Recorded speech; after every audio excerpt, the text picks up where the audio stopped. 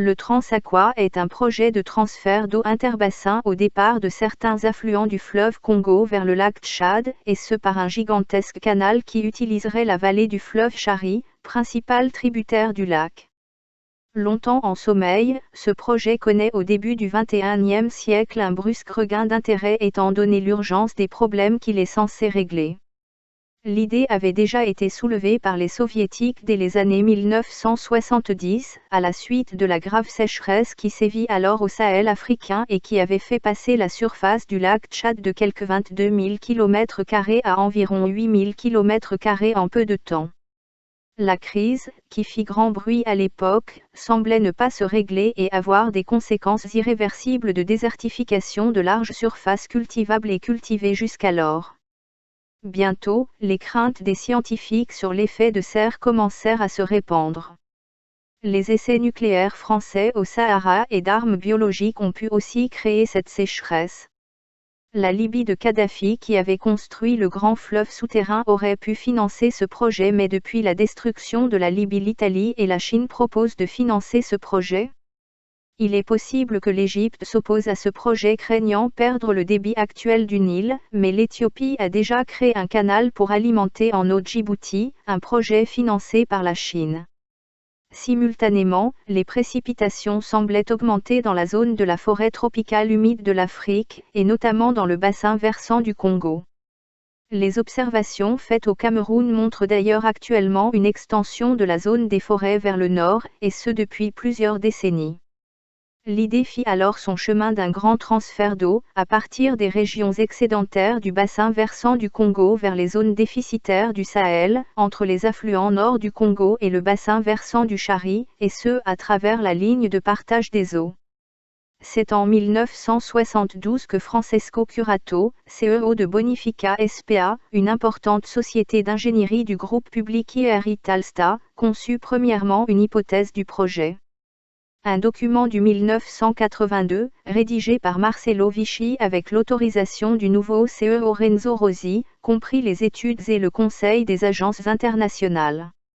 500 copies en 3 langues, avec l'indication Bonifica SPA IRI Italsta, furent distribuées aux pays intéressés, aux autorités italiennes et à de nombreux organismes internationaux. Le but principal de ce transfert serait de restaurer et stabiliser la surface du lac Tchad, selon sa superficie des années 1960, et de permettre l'irrigation de surfaces encore plus vastes qu'alors dans la région, ce qui se comprend aisément, la population locale ayant au moins triplé depuis lors, ce qui nécessite des zones cultivées bien plus étendues qu'autrefois. Secondairement, ce transfert permettrait une importante production d'énergie hydroélectrique. On créerait aussi une importante voie navigable reliant le bassin du lac Tchad avec le réseau du fleuve Congo et, ultérieurement, les grands lacs comme le lac Victoria et l'Afrique de l'Est.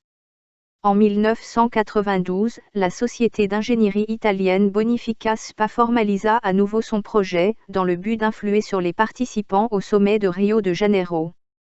La brochure publiée s'intitulait Transaqua, une idée pour le Sahel. C'était l'époque des grands projets de transfert d'eau. Mais très vite l'intérêt par rapport aux problèmes de l'Afrique diminua, ce qui empêcha le financement d'études plus poussées destinées à vérifier la faisabilité du projet, lequel tomba en sommeil. Il s'agit de barrer les cours de plusieurs rivières importantes du nord-est de la République démocratique du Congo, ex-Zaïre, au moyen de barrages de régulation, et de soustraire une partie de leur débit par un canal qui conduirait ces eaux vers la ligne de partage des eaux, à environ 600 mètres d'altitude. Une fois franchi ce seuil, les débits seraient acheminés, toujours par canal, dans le lit du Chari, et finiraient par alimenter par simple gravité le lac Tchad, ainsi que diverses surfaces irriguées, à équiper, dans les zones sahéliennes des pays riverains du lac. La différence de niveau entre les 600 mètres de la ligne de partage des eaux et les 280 m d'altitude du lac permettrait d'installer des barrages avec usines hydroélectriques. Enfin, l'ensemble constituerait une voie navigable importante. Le volume de prélèvement prévu serait de l'ordre de 100 milliards de mètres cubes d'eau annuellement, c'est-à-dire plus ou moins 3150 mètres cubes par seconde, débit qui ne nuirait pas trop au régime du fleuve Congo, puisqu'il ne s'agit que de quelques 8% de son volume d'écoulement. Il s'agit cependant d'énormes quantités. Ce débit prélevé serait en effet supérieur à la moitié du volume d'eau produit naturellement chaque année en France métropolitaine, 178,5 milliards de mètres cubes, ou égal à celui produit annuellement en Allemagne, 107,5 milliards de mètres cubes, ou encore équivalent à 2 fois le débit annuel du Nil au Caire, et nettement supérieur à celui du Rhin dans son cours inférieur. Le canal serait suffisant pour irriguer 6 à 7 millions d'hectares, outre la stabilisation de la surface du lac Tchad. Il produirait quelque 30 à 35 milliards de kilowattheures par année.